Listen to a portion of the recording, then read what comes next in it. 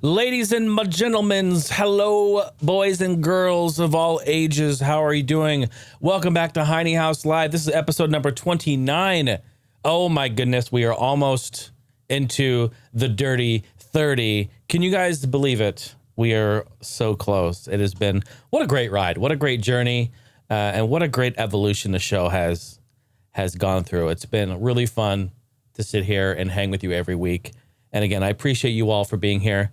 Thank you for your time. This is a podcast where I talk about gaming, highs and lows of this week in gaming, retro and modern gaming. We talk about technology. We talk about music. We talk about life. We talk about just whatever comes, whatever happens, and we just go with it. That's the fun thing. It's a casual conversation you'd have with one of your friends, hopefully a best friend, if I'm in that category. I was laughing my ass off because I was playing around with, I was getting my soundboard up and working. And I was laughing because I was playing my theme song, and it also, you know, like I usually do, I do the intro, but I was creating a remix, and I'm going to do it right here live on the fly here. This is, now just remember, this isn't on the sampler. This is on a soundboard, and I'm doing this right here. This is the remix I call You've Got Mail. Here we go.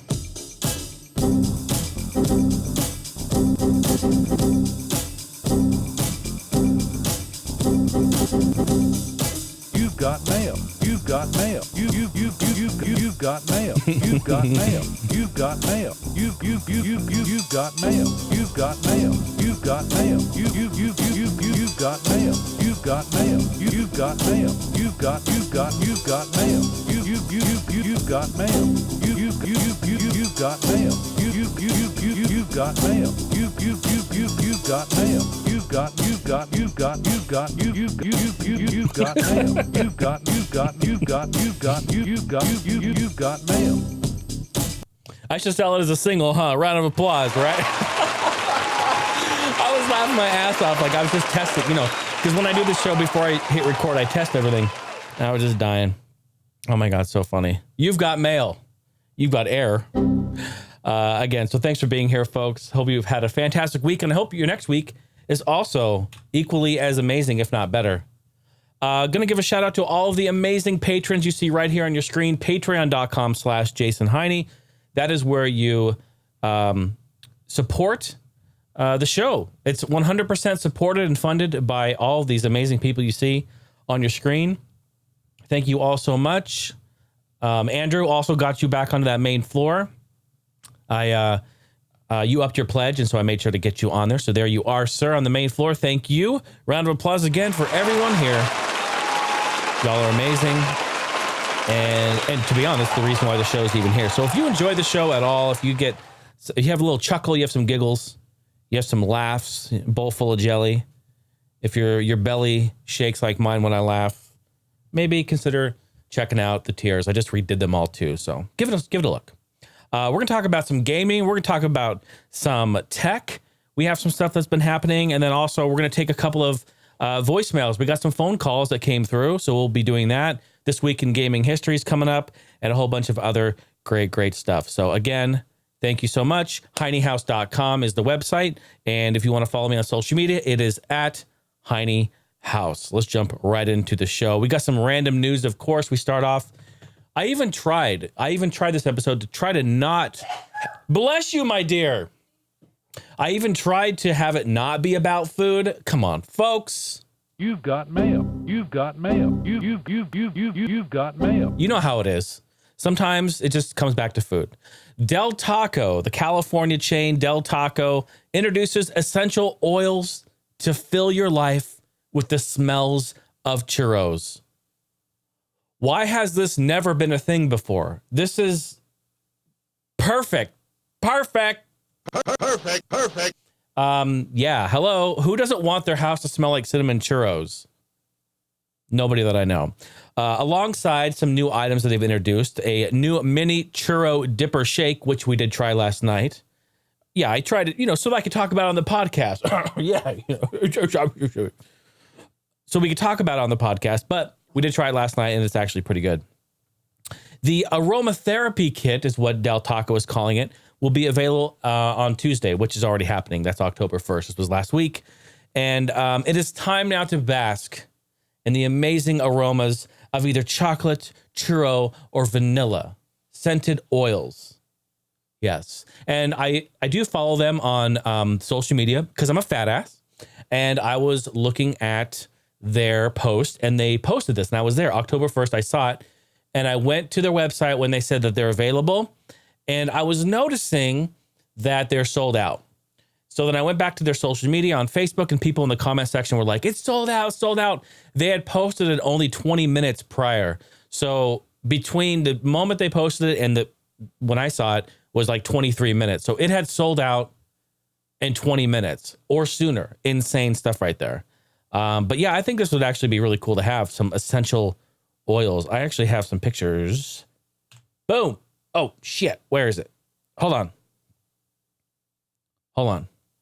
Where is it? I got to pull it up here. You have to see it. I pull up my little software here. Forgot to do that. I forgot to do that. Come on, iPad. Look for it. Look for it, iPad. Where are you, iPad? Okay, well, I see that. Damn it. Why is this got to happen right now when I'm in the middle of recording? Why is this got to happen? What happened? Don't worry, because I need this anyway for later on because we have a whole bunch of other good stuff that's going to be happening. Yeah, Wi-Fi connection. Okay, let's try this again. Hold on, let me just pause this. I can pause this now. Hey, new OBS feature. I can pause this and come back. Hold on. Okay, so what, let's see. Let me just make sure this is recording. Pause. Okay, great. That's a new feature in OBS. You can pause recordings now, and it's so helpful. I just used it for the first time right there because my iPad was connected to a different Wi-Fi network than my computer, and it wasn't mirroring. Anyway, here we are. Check it out. Chocolate, churro, and vanilla. Look at all those. Don't those look amazing? Like, have some nice scents, but also I would probably have a little taste, a little something. I'm just salivating at the mouth just thinking about it. Got my coffee here. I'm ready to go. So ready to go. So anyway, Del Taco, you're up on it. You're up on it. And so we went last night. We had some teaser tacos and we tried the mini churro shake. And basically what it is, it's a small vanilla ice cream milkshake with chocolate syrup put in there and then a half of a mini churro put in the top. And then they take a straw, they cut it in half and then put the little straw in. That's all it is. And basically, I mean, we liked it, but it's basically just a vanilla shake with chocolate syrup that we've all had from the beginning of time. I feel like it needs some more like cinnamon or something in it. And the churro was really good. And the churro, cinnamon fell off of it into the shake, which added really nice flavor. But I feel like it needs a little more cinnamon. So, you know, overall, it was only $1. That's pretty good. $1 for a shake. You can't really beat that. Let me start my timer again. There we go. Okay. Speaking of food, Wendy's is on the board. Yes, Wendy's presents Feast of Legends, Rise from the Deep Freeze. What? What is this? On Thursday, the fast food restaurant chain, Dave Thomas himself, Wendy's, released Feast of Legends, Rise from the Deep Freeze, a free 97-page PDF with cheeseburgers, fried chicken, frosty desserts, and French fries onto a Dungeons and Dragons style adventure that revolves around the year-old Wendy's slogan, fresh, never frozen. Yep, a phrase that's literally chanted by the townspeople in the village in this game. Yes, you can get it at feastoflegends.com. I have a picture of the book. It's a real thing. Boom. Look at that. You should check it out. The people, you know, the employees at Wendy's, the staffers are really having a good time over there. And I gotta admit, I mean, their social media is on point. They be talking shit. They've been calling people out. And, you know, they're on it. They're on it. So very, very good. But this is a real thing. It's a 97-page PDF. Go check it out. They have pictures of all of the characters and all. Just honestly, it's a massive book. So go and check that out. Wendy's, y'all out of control. Y'all are crazy. But I'm all right with that. All right with that indeed. Hey, how about that? That was a quick and short little random intro. How about some This Week in Gaming History? And the crowd goes wild. Oh, hello. This is the segment of the show where we talk about games that were released in the past during the week that this podcast is out. Which is really fun, really exciting. It's a great way for us to look back at our release radar. It's a great way to look back at our gaming past and see the awesome games that came out back then. It's really, really cool. Some very busy days. Some, like October 6th that we're going to start out with, not very busy at all. We're going to be talking about the week of October 6th through October 12th, the week this podcast is released. Here we go, October 6th. In 2015, Rock Band 4 on PS4 and Xbox One was released. Mario and Luigi's Superstar Saga plus Bowser's Minions on 3DS was released 2017. Yeah, that's it for that day. How about a slow-ass day, wouldn't you say? One day, wouldn't you say? Frost day, French fry, for me, huh? Yeah? Okay. Move on to the next day, October 7th. And then here's a massive day, probably the largest day that we have on the week here. 1995, Mortal Kombat 3 on PS1. I have that in a long box. I should have brought that out to show everyone. It's beautiful, beautiful artwork on that one. MK3, PS1. 2004, Counter-Strike Source on PC was released. That was a big day. Counter-Strike, I was there when it was 1.6, and then it moved out of there, and I remember playing that. We played CS quite a bit. And man, when it went into the Source engine, when they remade it in the Source engine, that changed everything. People were super, super excited. And that pretty much took the lead on the Counter-Strike front. 2010, Kingdom Hearts Recoded for the DS in Japan was released. In 2011, Just Dance, Dance, Dance, Dance, Dance 3. Just Dance 3 on Wii. Just Dance 3 on Wii. How about a little remix? You've got mail. You've got mail. You've got mail. I think I need to name the episode You've Got Mail. It has nothing to do with the episode, but maybe I'll just name it that. The You've Got Mail remix. Where are we at here? 2012, big day for Pokemon fans. Pokemon Black version 2, Dream Radar, and White version 2 were all released on DS. Oh, the Black and White version 2 were on DS, and Dream Radar was released on 3DS. Same year, same day. It's the Pokemon Day. Is that a Pokemon in your pocket, or are you just trying to Pikachu? Wait, no, what is it? What is that pickup line? Is that a... I'm just trying to... I'm a Squirtle. What is the... I don't remember what it was. I don't remember what the pickup line is. Something about a oh, what is it? Oh, I just want to peek. I know it's Pikachu. Something of like, are you a Pokemon?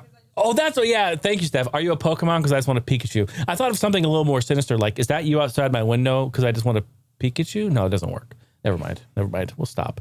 We'll stop while I'm not ahead. Redonkulous. Okay, 2014, Alien Isolation on PS3, PS4, and 360 was released. Oh, and then the amazing 2014 Drive Club on PS4 was released on October 7th. Just Dance. Nailed it. 2016 Mafia 3 on PS4 and Xbox One was released. And then a huge day, 2016 Paper Mario Color Splash on the Wii U was released. Big day, October 7th. How about that? Let's move right along to the next day. October 8th, 1992, Mortal Kombat Arcade. Is this not a Mortal Kombat one or what? Where's my applause? There it is. Woo. MK. Yes. How about 2001? Castlevania Chronicles on PS1 was released. 2002, Time Splitters 2, the amazing shooter produced by ex-Rare employees. Time Splitters 2 on PS2. 2012, Dishonored on PC. I remember when this came out, and I remember we were talking about it quite a bit on All Gen Gamers. People were loving it. It's a great game, super awesome. I remember this day specifically. It's crazy. It's crazy when I read these days when these games came out, and I can think back into that exact moment and remember. It's so weird. It's really cool, actually. 2013, Beyond Two Souls on PS3 was released. 2013, Borderlands 2 Game of the Year Edition on PS3. A lot of Borderlands going on right now. People are really loving Borderlands 3. It's good to hear. The homie Justin, he's been playing it. He's been loving it. Although he's been getting stood up by his friend. Every time I talk to him, he's like, hey, my homie's going to hop on. And he's like, oh, he didn't show up. Bruh. You've got mail. You've got mail. You've got mail. That's bullshit. Sorry, man. You know, I'll have to just pick up the game and play with you. I don't know what to tell you. Steph loves Borderlands. Maybe we all jump in there with you. 2013 Capcom Essentials on PS3. What is this? What is Capcom Essentials? Do you remember this game? I don't even remember Capcom Essentials. I know there's been like a lot of like Capcom games released, you know, like bundles or like compilations, but I remember the Sega one, and then the Sega Ages, and then there's, you know, Classics Collections, and I don't know. What is Capcom Essentials? Is it just basically like 15 Street Fighter games? Like, let me know. I'm curious. Hop into Discord, let me know. And 2015, 3D Sonic the Hedgehog 2 on 3DS was released. Big day, October 8th. October 9th, only 2 games on this day. Final Fantasy Tactics, The War of the Lions on PSP was released. And in 2012, The Walking Dead Episode 4, Around Every Corner on PS3. Another Walking Dead game. 2012, big year. It was a big year for gaming. What an amazing game that is, too. That's it for October 9th. Moving on to October 10th, 2001, Command & Conquer Red Alert 2, Yuri's Revenge on PC. Oh boy, here we go. 2007. Here we go, folks. We are renaming October 10th Valve Day, basically, because 2007 Half-Life 2 Episode 2, Portal, Team Fortress 2, and the Orange Box was all released on this day, October 10th, 2007. All those games, of course, bundled in the Orange Box. The box itself is orange.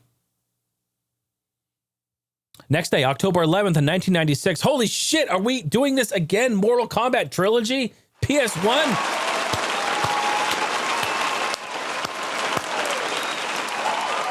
Yes, give it to him. Mortal Kombat Trilogy. What a great game.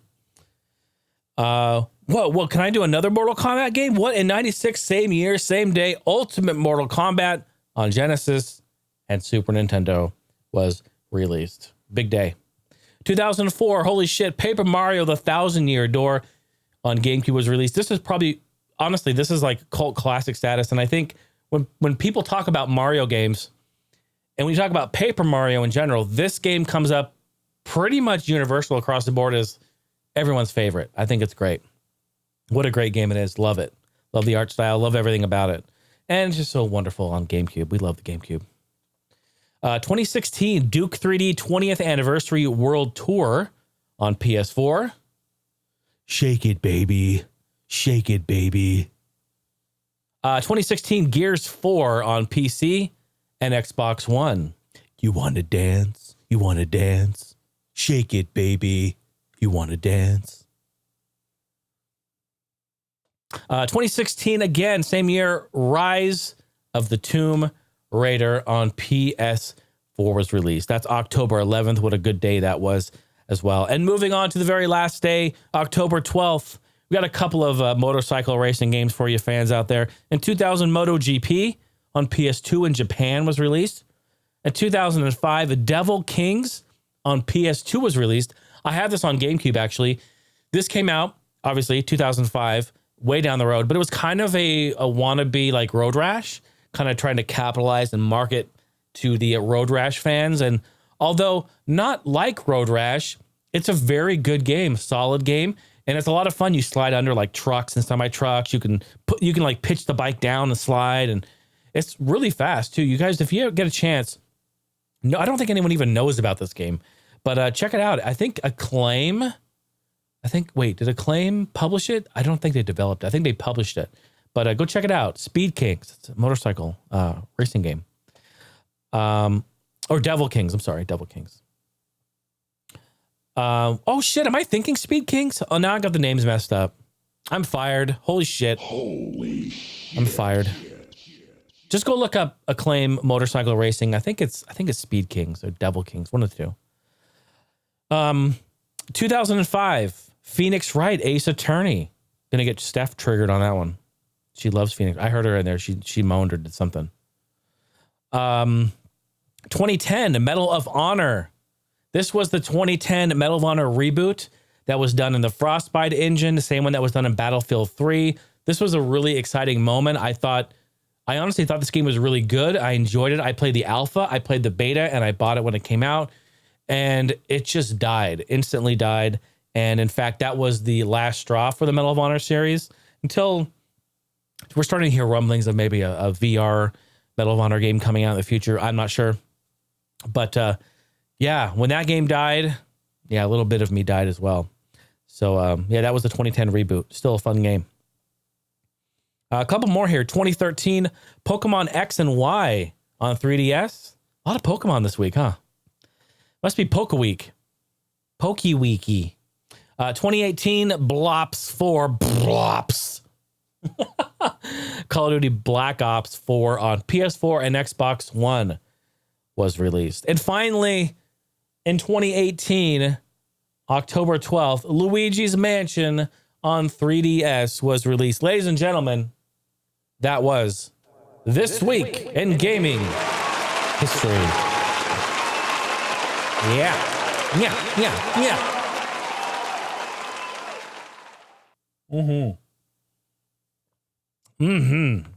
How about some gaming news? Let's talk about some gaming stuff that's been going on. Alert. Whoop, whoop, whoop. Alert. Whoop, whoop. I pre-ordered a game. Whoop, whoop, whoop. Alert. Whoop. I pre-ordered a game, folks. Please keep the hate mail to a minimum. As you all know, and I think all of us kind of share a very similar thought on this, is that pre-ordering games are a lot different today than they were years ago. And we know this thanks to our good friends at GameStop for always fucking us over. But when you pre-order something, it doesn't always guarantee anything other than the fact that you are going to play the game at some point. Doesn't even mean that you're going to play it at release date anymore, because we've pre-ordered games that didn't even come out or the release date got pushed. We all know this. So it's very, very tricky and iffy. And you probably should use caution when looking at if you're going to pre-order a game or not. If you really want to support the developer, if you, one, believe in the developer, trust the developer, see footage, know the game's coming out, check YouTube, see if other people have played it, if they've got an early release, if people have like alphas or betas, if they invite people to community events. Those are all things that you're going to want to look at before making a pre-order purchase decision. All right. So I don't really pre-order games. If I do pre-order, it's going to be like the day before, which I don't think really counts, because it's like, okay, it's coming out tomorrow. The people who pre-ordered it are already playing it 3 days, early access bullshit. I know it's out. Let's do it. So it doesn't really count as a pre-order, but I make an exception when it comes to a few developers. Techland being one developer, I will always go in and pre-order. I trust them. And Codemasters is another one. Codemasters, 100%. I will always back and support whatever products they put out, because I love Codemasters. They're some of the best. They are the best in the business when it comes to racing. And I wouldn't say they always do it right, but for the majority of the time, I'd say 90% of the time, they do it right. Well, they're releasing Grid. It's just simply called Grid 2019, and it's coming out on October 10th. I'm very, very hyped about it. In fact, I haven't been this hyped for a racing game since Horizon 4, and that was last year around July. We just talked about this on Gaming History. I think it was July or June, sometime in there. So, yeah, but I'm super hyped for it. Pre-ordered it yesterday. Big shout out to my friend Bido. He gave me a 10% off coupon through Humble, which is cool. So I'll pre-ordered it there. And we're going to be getting down on the 10th. So plug my Twitch. Check out my Twitch. Stay tuned, because I will be streaming it on my Twitch page, twitch.tv/The Heine House. You will be able to watch some stuff there. So very excited for that. I pre-ordered a game. Whoop, whoop, alert, alert. He'll be good. I honestly, I don't feel like I need to continue to beat down the Joy-Con demise, but things keep evolving in the Nintendo class action lawsuit department, Joy-Con drift department. This new article that just was recently released by Engadget, they talked about it. There's already a class action lawsuit filed for Joy-Cons, and they just upped it and added in the Switch Lite to that lawsuit. So basically, once they released the Switch Lite, they realized the drift is still happening. It's still, they still have the same defective parts or whatnot, and they decided to include the Switch Lite in this lawsuit as well. The lawsuit accused, now this is an interesting timeline here. So the lawsuit accused Nintendo of fraud and warranty law violations, misrepresentation, breaching implied warranties, and unjust enrichment is what the lawsuit states. Now, the lawsuit is pushing for both financial penalties to Nintendo as well as further relief for customers. Although, remember, once this lawsuit was filed, Nintendo, now remember, this happened just recently, a couple months ago. Once the lawsuit was filed, Nintendo was like, hey, calm down. If you bought a Joy-Con at any point in your life, in your current or past or future life, you can send it to us and we'll fix it free of charge. No problem. We'll pay shipping too. Because remember, they were fucking people and having them pay shipping to and from, and it was BS. So now they're fixing it, completely fixing it. And you know what? Hey, good on them. I think they should. If they have a problem with their hardware, they have a defect, they should fix it. But I also feel like they should fix the Switch Lites. Oh my goodness. They probably already were produced after the fact, and there's nothing that really can be done. You bet your ass that down the road, we're going to have new Joy-Cons and we're going to have new Switch Lites, like a Switch Lite Pro or something. I don't know. Or like a Joy-Con Pro. I have no idea. Just making this up. But I just hope they fix it for future on the hardware, because they need to, because it's definitely a problem. So anyway, I just wanted to draw attention to that, is that the lawsuit did now include the Switch Lite as having issues. And you know what? People are upset because this is more of a stinger than it was with just the Joy-Cons. When your Joy-Con went bad, you would just pack up your Joy-Con, right, and send it out. You could still plug in a USB controller. You could use a Pro controller. You could use an 8-bit Do controller. You use whatever and still play your Switch.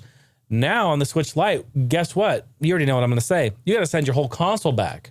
It's all one piece. So you don't even get your console. You can't even play it anymore. So that's why people are really frustrated. Like, why didn't they fix this shit? They released a new console, they didn't fix it, and I got to send the whole thing back. I mean, I can understand how they'd be upset.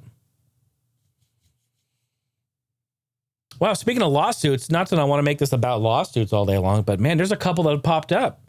That one, and this one is fucking hilarious, though. This one is so funny.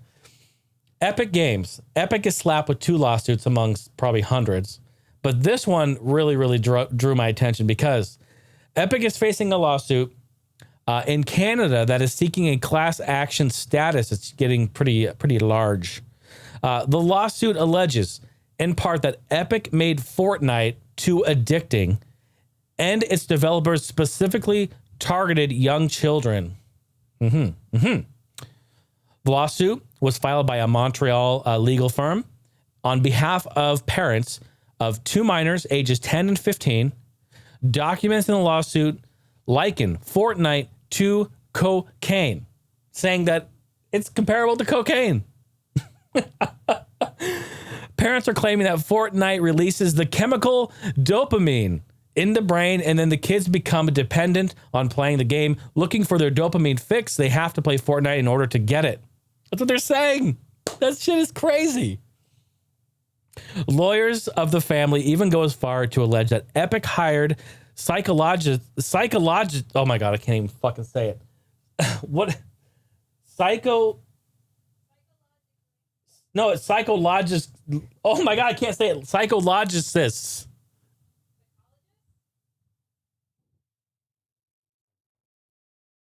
Is it really just psychologists? That is a really weird way of saying it. Psychologists. Psychologists? It is. They hired psychologists. Get over here. What is this? What does this say? Psychologists. Psychologists.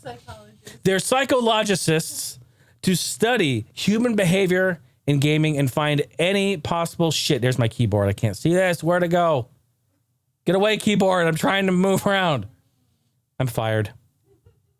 Anyway, they're saying that they hired psychologists to study human behavior, and then they were targeting children on this. Now, this is a really touchy subject because, for one, they're saying like they're targeting minors and children. And that's a serious thing because we have this huge problem with predators, and honestly, it's really, really scary out there. And I don't want to make jokes or light about any of that. However, when a parent says that they think that Epic made the game too fun and too popular and that they're targeting kids, they're not targeting kids. They're targeting everyone. It's a fucking game. They want them to play their game. I mean, what? So they're saying they hired psychologists. I'm gonna say it wrong from now on. Psychologists. They hired psychologists to study human behavior in the gaming industry and then target those children because of it. Okay. Well, the same argument can be said about like loot boxes, like, oh, it's gambling, blah, blah, blah. And it is, but dude, I don't think they're out there like targeting children. Maybe they are. I don't know. What do I know? So after the parents contacted the law firm in Canada, they dug a little deeper into this matter, and they found, and they said, quote, that the lawyers, where was that? Dug into it deeper and realized there was a strong case, they said, quote, unquote, AKA, we found out that there's free money here for us. Oh my God. The legal team was contacted by the parents interested in suing Epic Games for producing the addictive game. They're also asking other parents who are concerned about their children's dispense on the game to please come forward and be heard. Wow. That's crazy. I mean, if this is really the case, yeah, I think like id Software and, 3D Realms and all these other great developers should be sued and put in the ground because we were addicted to their games before the beginning of time and we're totally fine. Everything's fine. I think that's kind of crazy. What a lawsuit though, right? What do you guys think about that? I mean, I'm not going to deny that they, can I say that they target children? I can't deny the fact that they put in like the stupid dances and maybe the pop culture skins, or, they follow trends that are popular in maybe the younger gaming community. I'm not going to deny that they do that. They have to do that. Everyone has to do that. If you have a game that's targeted, that's so tough to talk about because I can't confirm or deny that they target children, but they're targeting everyone. They want everyone to play their game.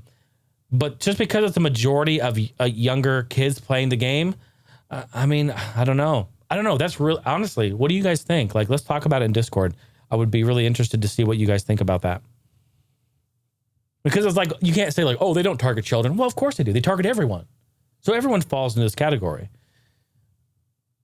But the whole like, oh, it releases dopamine. Oh, like, yeah, no shit. Like when I play a game, I'm fucking hyped. I'm excited. I'm probably having the same endorphins going on. Like, yeah, okay. But that's such a weird argument. I can't get over it. All right, moving on. Shawn Layden departs from Sony Game Studios. Wow, this came out of left field. Sony has announced that Shawn Layden, chairman of Sony Worldwide Game Studios and a mainstay of Sony's E3 press conferences, departs altogether. There was no reason given.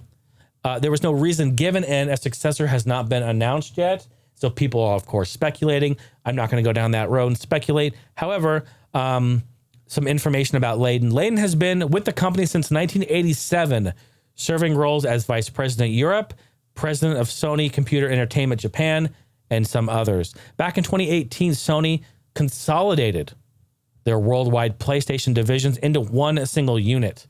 So Layden at that point was no longer president of Sony Interactive. Sony said that Layden would then focus his efforts on the game studios division, which he'd been doing since 2018. And here we are just a year later with him splitting. They didn't say that he resigned. They didn't say he retired. They didn't say he would let go. They didn't give any details. So, of course, people are speculating. Honestly, folks, like if you look at this, 1987, dude's been there since 87. I don't think we should look too far into it. This is a good old-fashioned retirement. That's what I think anyway. Good old-fashioned retirement. Some news on GOG. GOG released a game that I think everyone should pay attention to and go check out. Our good old friends at Good Old Games. GOG.com brings 13. Yes, the game is called 13. It is by Ubisoft, and it was released back in 2003. This is a cel-shaded, first-person, comic book style, story-driven shooter. Yeah, if you like that. You like that. Cell shaded graphics, not seen in many games. Now, Capcom did do some cell shading before. We have seen that. Automonolista and a few others. Great games. However, we have not really seen cell shading graphics in a shooter. So this is a very unique game, a very great looking game. And it's single player, it's story driven. So you really should give it a shot. Go and check it out. It has a comic book style to it. Like when you shoot and you hit enemies, it's like boom, bam, boom. Like it has like the comic book words that pop out. It's very cool. And honestly, we should support our friends at Good Old Games for making this function. Again, this was the game back in 2003. It was for Windows XP. It's very difficult to get running in modern operating systems. So the fact that it is here, it is working, this is great. They should be supported. So yeah, I honestly bought it. It's $6. It was $5.99, worth every penny. You should go pick it up. I played like the first 10 minutes of it just to make sure that it worked. Everything was good. And yeah, the field of view is a little narrow. Don't really like that. Of course, that's me being picky. But the game is a little stiff. The shooting is a little rigid. There's not a whole lot of physics or sway. It feels kind of stiff. But that's kind of typical for a game in 2003. But it still should be played, still should be purchased, and you really should go take a look at it. The game's called 13. Go look it up on GOG. Good old friends at Good Old Games. PlayStation Now introduces new monthly pricing on their PS Now service. Yeah, did you guys hear about this? Something news going on. News of this was released on the PlayStation blog by Grace. Is it great? Grace Chen, Vice President of PlayStation Network. Starting today, PS Now service will be offered at a more compelling and competitive price compared to other entertainment streaming services. This is great news if you're a PlayStation lover here. In the United States, it is $10 a month, $25 quarterly, or $60 a year for the service. What was Xbox Live? It used to be like 50 or 60, right? And that was just for online service. Crazy. Gaming, cloud gaming is definitely coming out, and the prices are kind of competitive. I mean, to be honest, this makes a lot of sense. Listen to this. Chen goes on to say, we currently have the largest game library of any console game subscription service with over 800 games available. And today we're introducing more. Listen to these heavy hitters they're introducing. And they were available that day of the announcement, which was last week. God of War, Grand Theft Auto 5, Infamous Second Son, and Uncharted 4 are available. You can play all those games right now. Wow. It's pretty good. Not gonna lie. PlayStation Now is looking pretty good. Cloud gaming. Here we go. Are you into that? Are you going to do that? Are you a PlayStation Now subscriber already? Does this impact you? Are you excited? They say that if you're a current subscriber, the change in the pricing will take effect on your following bill. I feel like a customer service representative from Sony. Yes, the changes will take effect on your next billing cycle. So very cool stuff right there. Speaking of PlayStation 4, and old COD, old fish and chips, having a little seafood, crossplay for Call of Duty, for COD Modern Warfare. It's fully working on PS4 and PC. I was actually a part of this. I played the Call of Duty beta, and it's very cool to see other players in there. It has a little icon next to their name in the lobby of like who has a PlayStation, who has an Xbox controller, who's on PC. You can kind of see all that. And they were saying that it was a success. Like it worked. Everything was great. The crossplay was functional and people were happy. Now, I also was happy. I thought it worked great. I had a good time in there, and I'm definitely interested in picking up this game when it's released. I think having crossplay is good if it is done right and it does not match up people who have different input, which it doesn't. So if you are a PlayStation, how about this? If you're a console, because if you're on Xbox or PlayStation, it will crossplay and match you guys up together, which is great. If you're a PC player, it will only match you up with other PC players. Now, there's a caveat to this. For instance, let's say I'm playing it on PC, and let's just say my friend Brandon is playing it on PS4, and I invite him to play with me. He can join me in my party, and we can go in and play. He just has to understand that he's going to be going up against people that are on PC. All right, so if any PC player invites a console player in, you guys can still play, but again, you have to keep that in mind. So that may not work out the best for you unless you're just a badass, which a lot of you are. So you may be able to fucking scrub up on some PC players, which I encourage. Should be a lot of fun. But yeah, I loved it. I think this is going to help for longevity. I mean, Call of Duty has always been multiplayer focused. Definitely always multiplayer focused. It's very popular in the MP community. And I think that having crossplay, especially for between console players, dude, that's going to open the door up and really keep longevity for years down the road. I think that's a great, great thing. I really like it. I think it's great. I feel like it should have been implemented years ago. I remember always playing, like, you remember when we were on 360, we were playing, I'm like, man, I really wish we could play with like PS3 people or, do other things. We've been saying it for years. So this is really, really cool. I'm glad they're doing it. What's up with Magic the Gathering? There is something going on there. They have a collaboration with Hasbro. They're doing My Little Pony. My Little Pony and Magic the Gathering and a collaboration are becoming one for a limited time. Wizards of the Coast revealed a new collaboration for longtime collectible card game Magic the Gathering with My Little Pony. The cards are going to be available from October 22nd through November 5th. You'll be able to pick them up on Hasbro's website, and a percentage of the sales are going to Extra Life Children's Charity, which is great. They're a great charity. I've supported them before, and several of my businesses. They're fantastic. The new My Little Pony themed Magic the Gathering gear, which naturally has been dubbed Ponies the Galloping, will be available in 2 bundles. There's a set of 3 cards costing $50, and $30 of that goes to charity. It's great. You can also pick up another bundle they have. It's $100. It includes, it's a playmat bundle. $100 of it, $100, $80 of it goes to charity. Includes 3 mats, 2 single-sided, 1 double-sided.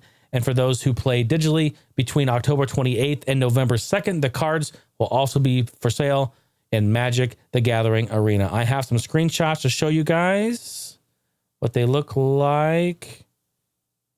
If I can get that. Oh, you son of a...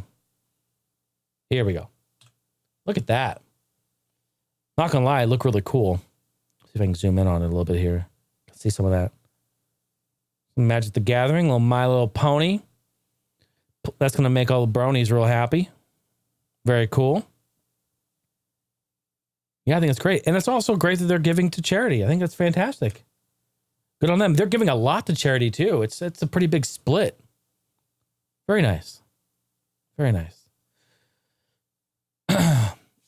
And as we round out our gaming news, probably the biggest news drop that we have this week is Red Dead Redemption 2 coming to PC. Yes, finally they announced it. Give it up.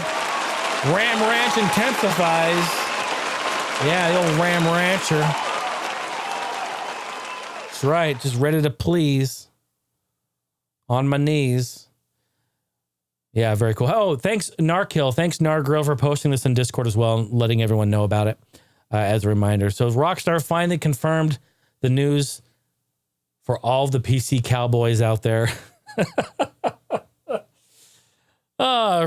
Is becoming to PC. But the studio did comment And they did say a release of November 5th, okay?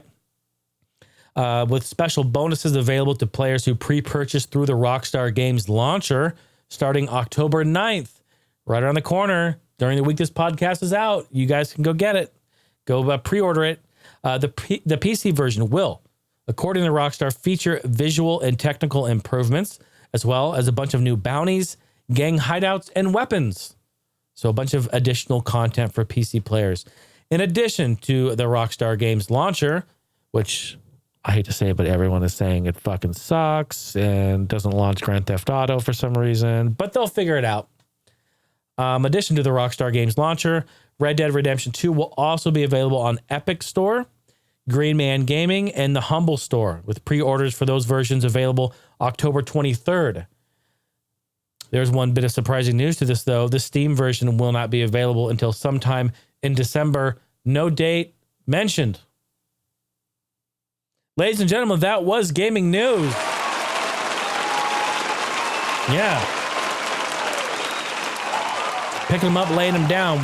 We have a little bit of tech stuff here, a few tech things. You guys remember like a couple months ago, I reported on, it was back in the summer, and we were talking about DEF CON, DEF, DEF CON. That is the hacking convention in Las Vegas. That's the one that I tell all the hackers to go to. Like, if you're going to hack shit, just go to DEF CON and make some money and put your services to good use. At DEF CON, there was a vendor there who was talking about a lightning cable that he had made that allows a user to basically take control of a PC and in theory hack it, which is very scary, very, very scary. Well, there was an article that was posted just recently talking about that person who at the time handmade every lightning cable for the iPhone, has now looked at the potential and given that there is potential for them to be mass produced and outsourced by a company. It says just a company. He doesn't go into details. But the security, I wrote a bunch of stuff for this. The security researcher behind the recently developed tool announced that the cable has been successfully made in a factory by a company. MG is the creator of the OMG cable. That's the term you're going to want to remember, OMG cable. It charges phones and transfers data in the same way Apple cable does, but it also contains a wireless hotspot that a hacker can connect to. Once they've done that, a hacker can run commands to the computer that they've connected to and rummage through victims' files, take control of computers, delete stuff, do whatever the hell they damn well please. This is really, really scary. The scary part about it is that the cable looks identical to an Apple cable. Identical. There's like no difference at all. It's very, very scary. So the guy who created this cable says like, hey, I'm not mass producing these. I'm still making them by hand, but here's one that I had mass produced, and he had it and he showed it. So like the potential is there, and that's really, really scary.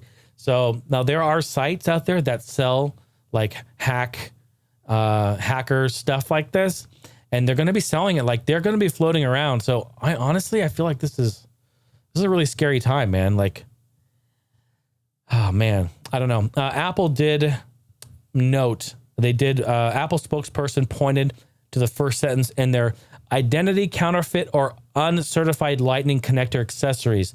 That is a real department that they have on their site, on their support page. The sentence reads, Apple recommends using only accessories that Apple has certified and that come with the MFI badge. The MFI badge on the item's packaging shows the cable has been certified by Apple. So I guess the only way really to tell is if it has an MFI badge on it. Let me see. I got one on my iPad here. I don't know. Where is the MFI? I got my cables all tied up here on the iPad. I don't want to undo it. I'm sure it does. This is an Apple cable. Is it? I hope it is. So you got to be scared. You got to be careful, man. It's kind of scary.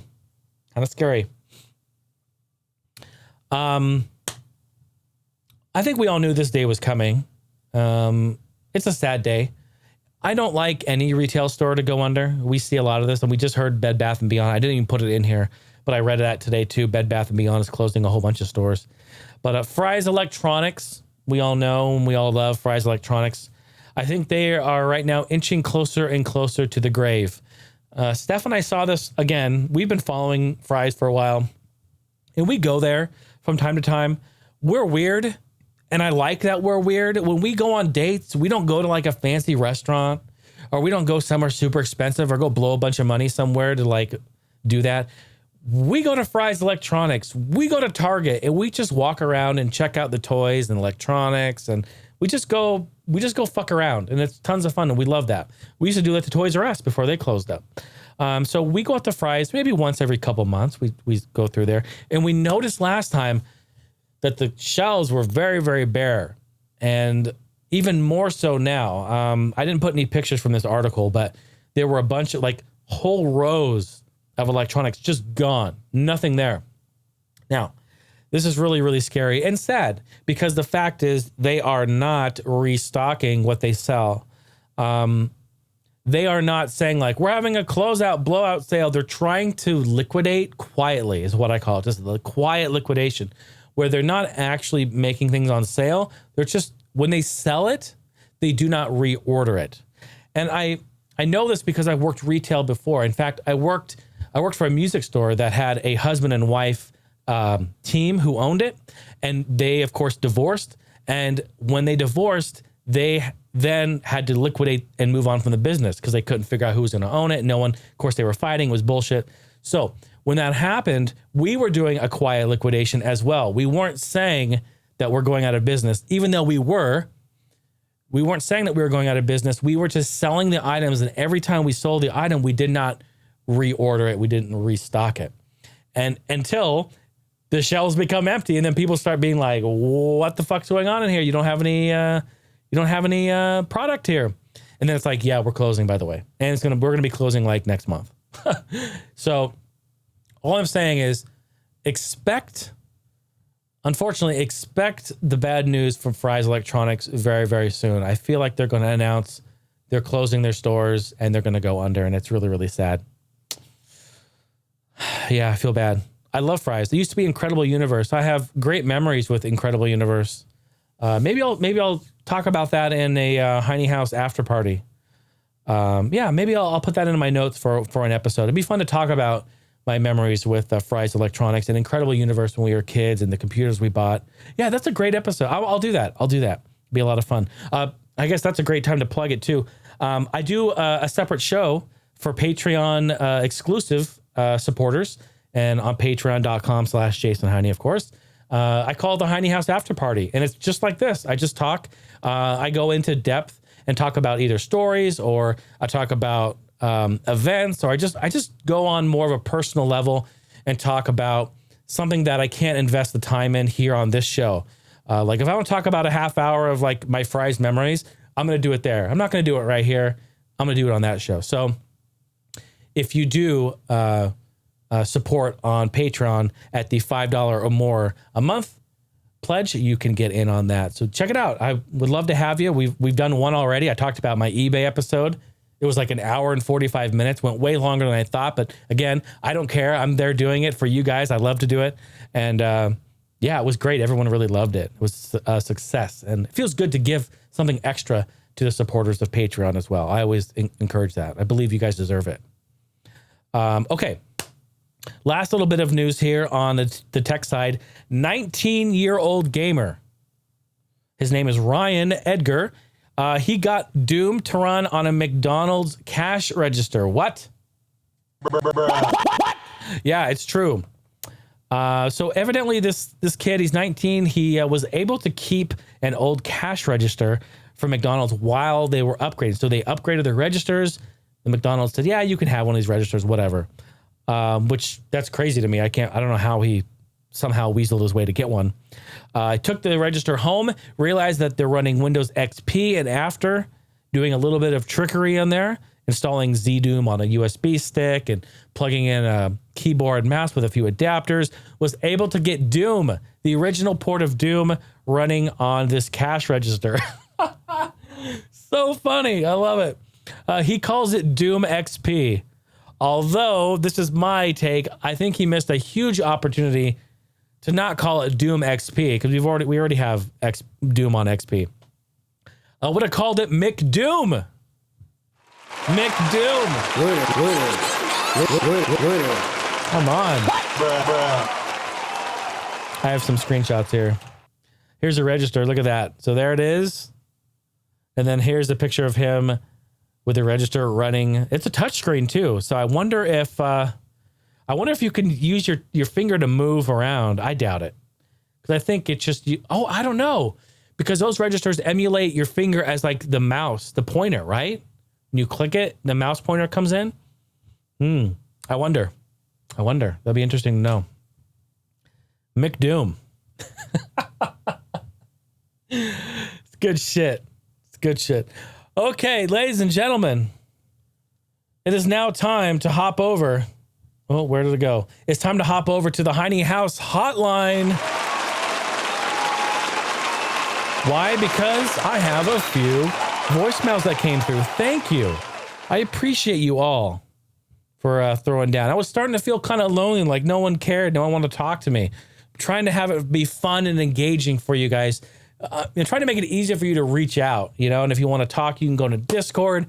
You can go to my website and contact. You can go to the Heine House hotline and send me a voicemail. Like, I want to make it easy and fun for you guys to engage because this is the whole world we live in together. We are here today. We don't have any guarantees that we'll be here tomorrow. Let's engage. Let's have fun. Let's enjoy it while we're here. Seriously, that's some real talk. It's some real shit. Let's just have fun. So I appreciate you guys for taking part. It means so much to me. 503-908-5490 is the phone number. You can call it on your Google line, your cell phone, whatever. It just rings right to my voicemail. You don't even have to talk to me. You don't have to talk to me. I always make a joke about this. You don't have to talk to me. Just leave me a voicemail. Could be a lot of fun.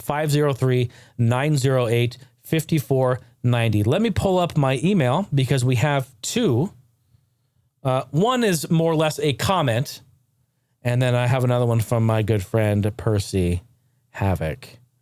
Good friend and supporter there. Let's go ahead and jump. Okay, this one's great. I love this. I honestly love this. I laugh so much. Listen to this kid. Mad love. Can you do more scripting videos, please? I watched your videos since, I don't know, 2 years ago, 4 years ago, and I like it. Do more scripting videos with your wife and more gaming videos with your wife too. Thank you. Have a good one. I love your show, bro. So cute. I love it. I love your videos. Oh, that's awesome. That is so awesome. Listen to that kid. So great. He wants me to do more thrifting videos and more gaming videos.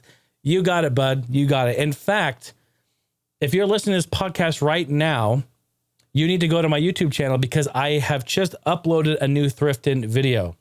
And again, there's another shout out. If you do join Patreon, that's another perk that you get. You get a whole week early access, a whole week long early access to all of the thrifting episodes that we do, all the new episodes. So as of recording this, the new thrifting episode has already been out for a week, and everyone who is a Patreon supporter at $5 or more a month have already been enjoying it. So get in there, support. I want to give you some extra stuff, so it is there, but it is going to be released in 2 days. No, tomorrow. It's going to be released tomorrow to the public. So I hope you enjoy it. I hope you have a great laugh with it. We love making them. More on the way. And yes, more gaming with, I love he calls her my wife. It's so cute. Yes, more with Stephanie. In fact, Stephanie is going to be streaming on Twitch tonight. She's going to be doing Darkest Dungeon.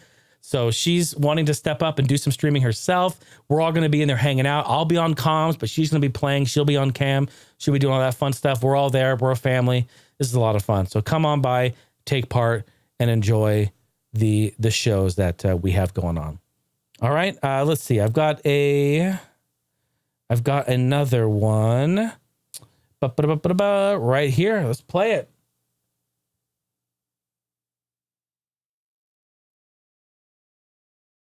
There we go. Play. Hey, Jason. Percy Havoc here. My question is sort of a mix of philosophical and practical.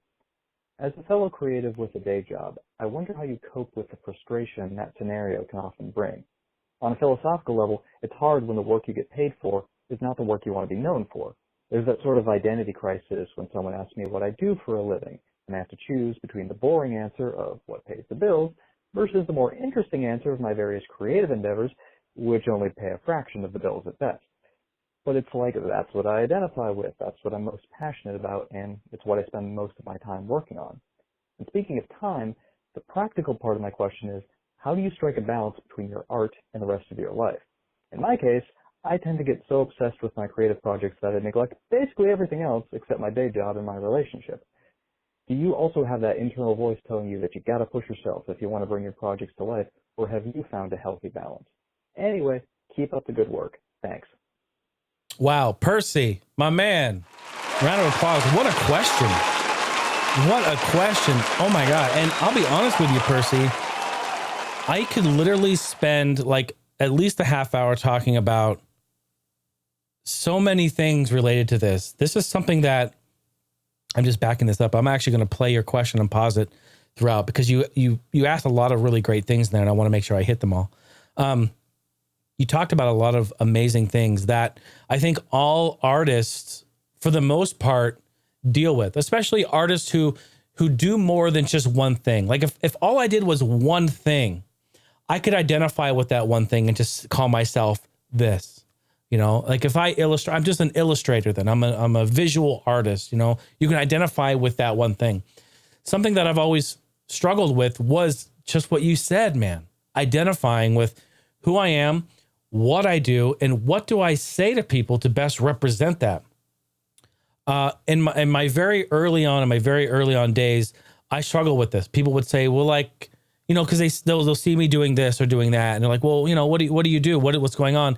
And I would be like, well, I'm a drummer. Like, oh no, yeah, I'm a drummer, but no, I also recorded the whole band and I produced the whole band. So I'm a producer. Like, well, no, but I'm more than that.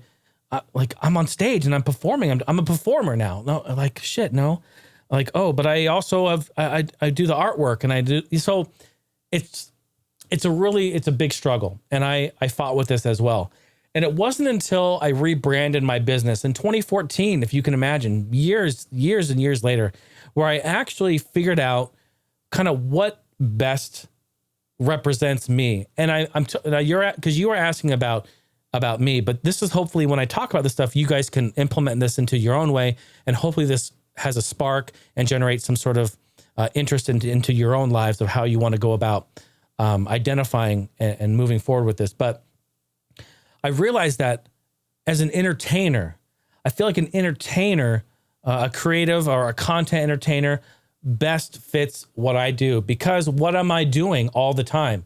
Whether I'm performing, whether I'm creating, whether I'm podcasting, you know, whether I'm live streaming, you know, whether I'm doing this or doing that, I am entertaining people. I love to entertain. So I feel like that best represents me. So when people ask, usually the conversation goes, what do you do? And I'll put entertainer. I'm an entertainer. And then that should open the door and at least spark interest in like, oh, then here's the next question. I get this a lot. Well, what kind of entertainment do you do? Then the floodgates open, because basically people will ask, and then that allows you the opportunity to then go in and elaborate and get a little deeper. I actually feel that I hate meeting like new people. Well, I don't hate it. Hate's a very strong word, but sometimes I feel like I'm very awkward when I meet new people. Even though I'm very approachable, I talk to new people. Like if I've just met you, I'll talk to you like we're best friends. Like I'm comfortable doing that. I don't feel weird about that. However, you know those people that you meet and they just talk about like all the shit that they do, and you're like, there's no fucking way this person is doing all the shit that they say they do. Like, no way. Just no way. I feel like I'm that guy when I talk to other people or when I introduce myself. So like, I catch myself, you know, they're like, oh, you know, I make YouTube videos. I'm like, oh yeah. I know exactly. I'm on YouTube too. I've been on YouTube and for about 10 years. It's been great. You know, I've got a modest subscriber following, and I do this video. I do thrifting. I do podcasts. I do game reviews. I do tech reviews. And they're like, whoa. You for real? You're full of shit. Because nobody that I know is fucking doing all right. So you almost have, like, that's why I try to remain like calm and quiet a lot of time. I won't like jump in and just be like, yeah, I'm doing this. It's like, because I sound like I'm full of shit. And who nobody wants to hear how great you are. Okay. That's just the reality of it. You may be great and you are great, but honestly, the whole world, for the most part, they deep down don't really want to hear how great you are all the time.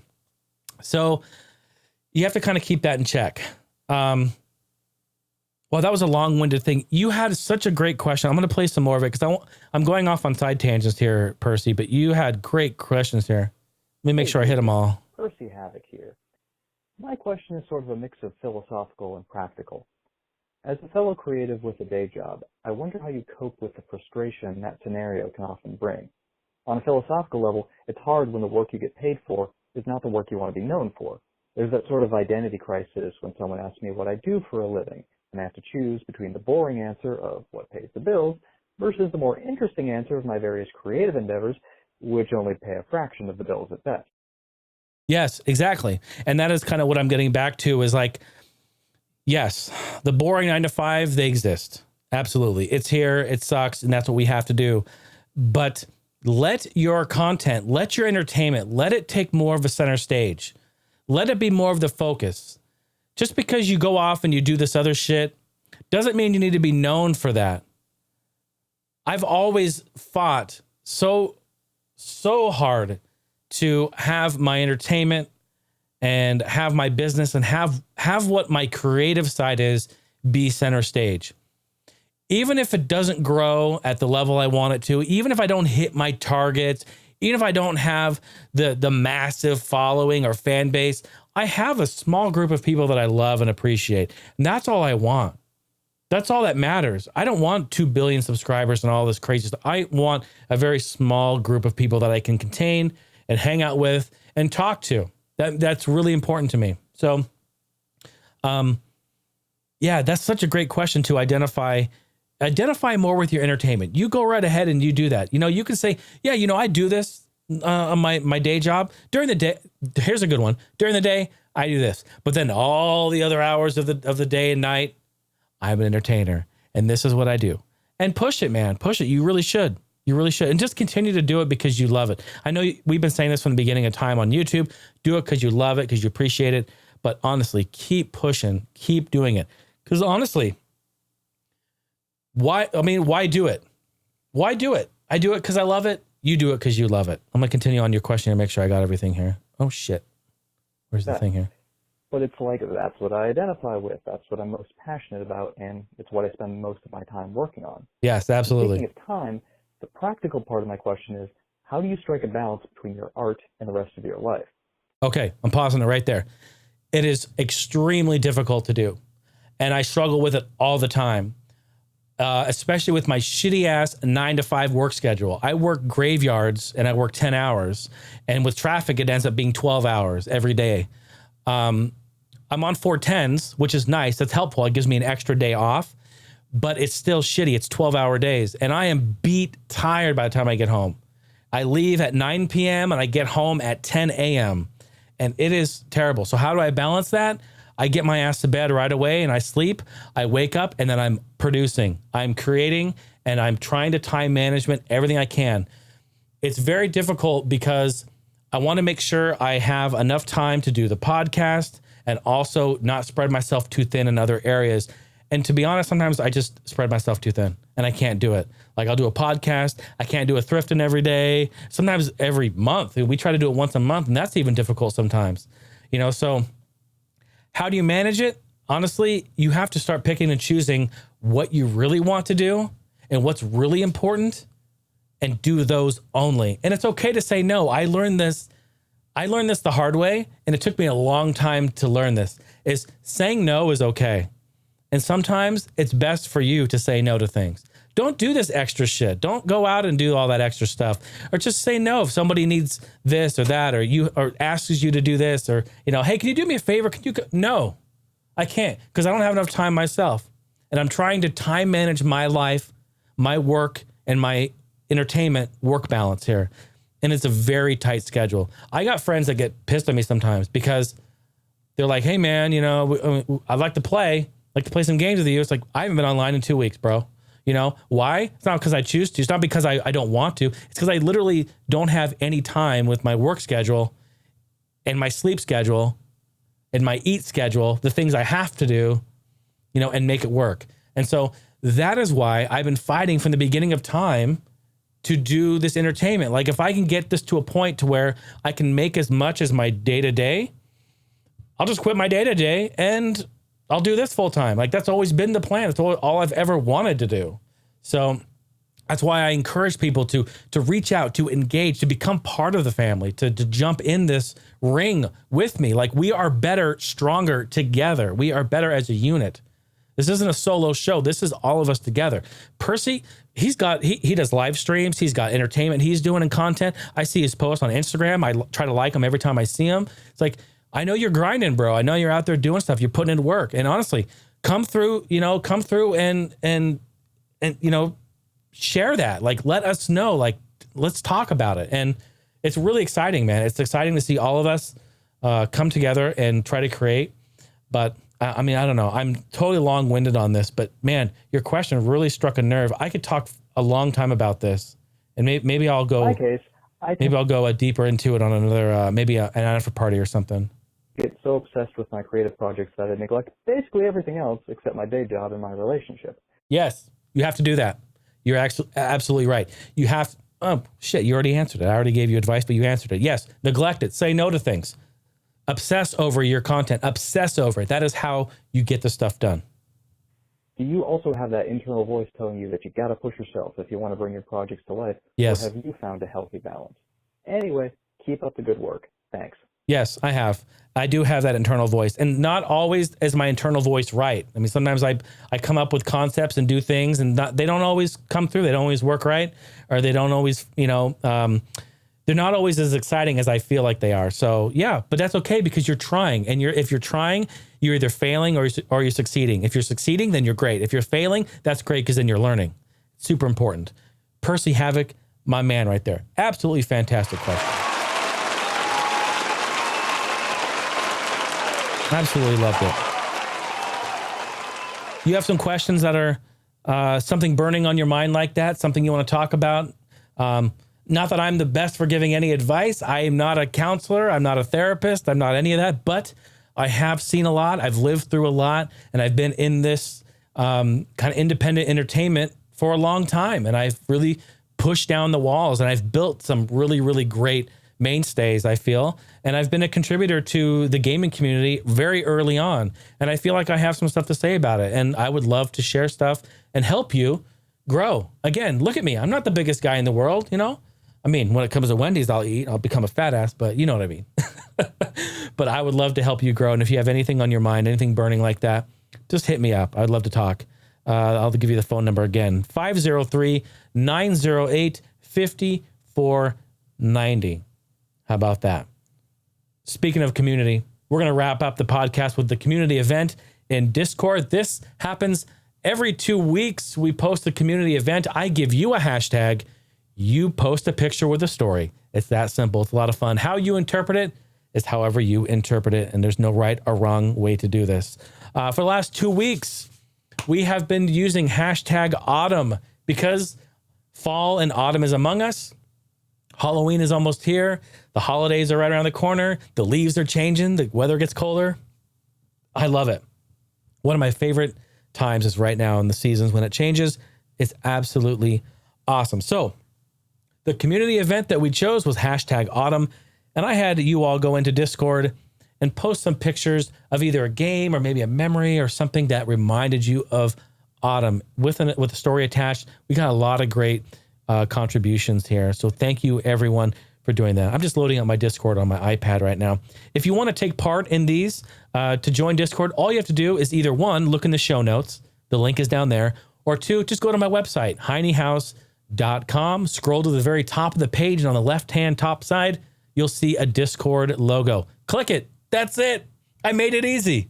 And it launches. It opens up an app on your tablet, your phone, your computer, whatever you're on. Even Windows XP, I'm sure. So go ahead and scroll through there, and then you can join in. And I'm going to pop open the pictures here, and we're going to start going. Boom, here we go. Started off, the Red King in Discord. Thank you so much. His autumn game, The Last of Us. He says he loves riding around the abandoned university level district orange autumn vibes. That's really, really cool. What a beautiful picture that is as well. As you can see, the leaves are changing and the colors. That is great. That is the game I have not played yet, the Red King. Watch him. Player left. Doo-doo. I have not played that yet, but man, it looks like a lot of fun. I know a lot of people are playing it. And I've got the PS4, so I need to get in there and check it out. So very nice. He also says Horizon Zero Dawn is also an honorable mention in there. Thanks, Red King. Appreciate that. Of course, here's this numb nuts right here. This General Jason guy. Who is that? Of course, I post animal droppings. Very, very good. That always reminds me of fall, just because the seasons change in Animal Crossing and the fall leaves, the ground changes. Sometimes it snows and it's raining and it gets windy and the leaves are blowing. It's honestly just, it's perfect. It's like the perfect autumn game, and I just love it. Love it. The homie Andy, good to see you, Andy. Thanks for rolling through. He's got autumn game is Mirror's Edge for him. Although maybe not looking in autumn, it shares an autumn memory. Came out during the fall season. And the game's sense of running through a chill day while the wind blows through you is a very, very surreal feeling. Yes, it is. The main theme of the song is also very somber. Yes, that has one of the best soundtracks.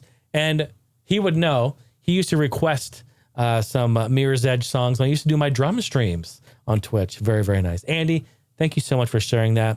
Love Mirror's Edge. What a great game. There's my post for the last week's podcast. Okay. And then the homie Ryan, Mr. Digital Rhino. Retrotainment has been killing it, as it is offering a complete package. New NES games. This is a fun side-scrolling beat-em-up. What is this? Haunted Halloween 85. Yes. And we actually were talking on a Discord earlier, and I hadn't heard of this. I thought I had heard of this game, but I think it was a different game I was thinking of. So yeah, this looks amazing. And look at that beautiful screenshot of that sunset. Yeah, that looks excellent. That definitely screams fall. Ryan, great choice right there. Really like that one. There's the homie Narkill. Hey, George. He says, autumn would be my favorite game. Skyrim. Yes.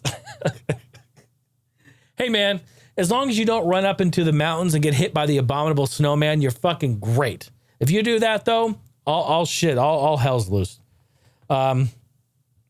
This game came out right before he had moved back to Michigan, and he had no internet for a while, so he played it for a very, very long time. Very, very cool right there. Thanks for sharing that memory there, George. Alice, right, coming through on Discord. Hey, good to see you, Alice. And also, Alice, you've been catching up on all the older podcast episodes, and you've been posting earlier about earlier episodes and following up. And I just want you to know, I appreciate all that. I see all that. I've been reading all that. Thank you. I really appreciate your time listening to the back past episodes. Yeah, look at all these Pokemon games, though. Dude, you have such a cool Dude, where's Andy at? This ought to trigger Andy. Andy loves Pokemon games, but to see all of these, I know Andy wants all this stuff. Pokemon trading card game. Oh my God. 3DS Game Boy Color. What's this down here? Yeah, look at that. GB2. I don't even know what we're looking at. This is amazing. Oh, this was an Angry game here. Yeah, Angry game. Very, very cool. Some autumn games here as well. Always reminds me of this game, Oracle of Seasons. Nice. It features all the seasons, but always feels like a fall game to me for some reason. That's very great. See, that's the memory. That's all right. Totally cool. Very nice. And then, of course, falls under his happy game from the 4 weeks ago. Yeah. Very nice. Alice, thank you for sharing. You have quite a nice collection of stuff. Does Andy comment on here? That's going to trigger him. My man Glav. What up, Glav? Good to see you. Mario Kart Wii's Maple Treeway. Yes, this 100% is a fall feeling level. I love when you shoot out that barrel and you go through the leaves and you go right through the leaves and the leaves kind of scatter. Yeah, you know what I'm talking about. Yeah, fall, 100%. 100%. Great choice there. Also, some of that Super Mario Kart. Honorable mention goes to Gravity Rush, he says. Color palette and general atmosphere feel very autumnal to me. I like that. Autumnal. Yeah, very nice.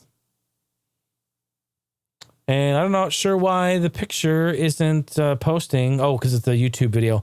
There's a Phantom Jest. Hey, Steph, thank you so much. First game she thought of was Harvest Moon 64. Music for the autumn season was her favorite. Sounds so happy and festive. Yep. Plus, one of her favorite festivals in the game would happen during autumn. The Harvest Fest. Yes. So awesome. So awesome. Very, very nice. Love that. Oh, there's Andy at the bottom there. Oh, he's triggered on the Gravity Rush. Surprised he didn't post about all of the awesome Pokemon stuff. Yeah, excellent stuff right there. So thank you, everyone. Thank you, everyone, for coming through and posting hashtag autumn. Very, very lovely. Love it. Love all of the great pictures and all the great memories. I figured for this community event, we would switch it up a little bit because, well, here we are in October. And for the next 2 weeks, we're going to be having Halloween time. I mean, maybe we'll just do the whole rest of the month Halloween. I don't know. We'll see, because we have a lot to talk about in Halloween stuff. But I want to make that the hashtag. This is a big one. It really can be spread out and interpreted however you want. So hashtag Halloween. Let's go. It's October. This is October. We're October 6th right now. So yeah, man, let's go. Hashtag Halloween. Maybe a Halloween game, maybe a horror game that stands out to you. Maybe it's some of your favorite Halloween costumes. Maybe a picture of you dressed up in some crazy, maybe costumes. Maybe a picture of me in my Spider-Man outfit again. You never know. You never know. I'm going to be Tom Nook this year. And I'm excited because Steph's putting together my outfit. We found a red tie and a white shirt. So really happy about that. Excited to throw down on little Tom Crook. The old crooker, Tommy boy. So yeah, a lot of fun there. Hey, folks, shout out once again before we wrap things up and I play you an awesome song. Shout out to all of the patrons here. Patreon.com/Jason Heine is where you go and take part. I really appreciate your support there. It's the reason why I'm continuing to even do this. Honestly, if you guys weren't there, the show would not exist. It's that simple. I would have to put my energy in other places. You guys make it possible. I love you. Thank you so much. Shout out to the Game Loft patrons. You guys get the verbal shout out on every episode. Brandon, George, Erin, Weldon, Tammy, Sam, Luke, and Ryan. Thank you all so much for your support. I'm going to throw down and I'm going to play a song. I've been playing a lot of my video game remixes recently, and I'm going to play a different song. Let's see, where is it here? I'm going to throw it up here. It's on my Bandcamp, and it's called Shooting Star. And like a couple of years ago, I decided to do this all in like a weekend. I called myself HQLP. Those are terms that were used on cassettes. See a little cassette here. High quality and LP long play for like vinyl records or cassettes. It's an old analog term. But the funny thing about HQLP is that it's anything but. So the music is kind of low quality. It's kind of like vaporware, lo-fi. And then long play, they're not long at all. The songs are, well, this one's 6 minutes, but it's kind of like shortened versions of, like the album is kind of shorter versions. So it's really funny. It's kind of like, I name myself this, but I'm doing the opposite just to fuck with people. It's just fun. Just something fun to do. But this is like vaporwave, chill, down tempo, lo-fi. If you're into those genres, this is some stuff that I did here. Basically, I just went back and looked through like old commercials. I found old music in commercials from like the 60s, 70s, and 80s. I found old like Weather Channel ads, or like just all this weird old stuff. Took it, twisted it, fucked with it, cut it, moved it, chopped it. I added some drums, I added bass, I added whatever I felt, and I made some sort of type of vaporwave stuff. This one in particular, a very, very cool song that I call Shooting Star from my vaporwave stuff. HQLP. You can check this out on my Bandcamp page or on my website, heinehouse.com. You guys are amazing. I love you a bunch, and I appreciate you spending your evening with me or your morning, whatever have you. And I hope you have a great week. We'll see you next week, all right? Catch you later. Bye now.